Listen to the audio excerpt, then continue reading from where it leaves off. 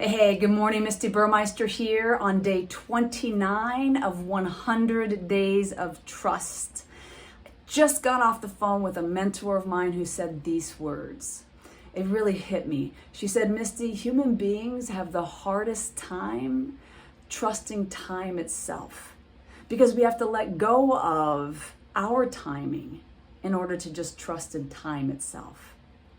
And I thought, yes, this is one of the areas where perhaps I need the most work around trust is time itself. I tend to push and try to force things to happen.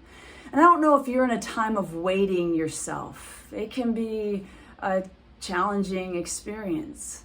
But I'm finding a lot of hope and inspiration in the idea that I can trust in time itself, in the timing of things to happen when they're meant to, not just when I think that they're supposed to. If you found this video to be helpful, please share it and push the like button and leave me a comment below if you've had an experience similar. Until next time, I'll say here's to your greatness. Peace.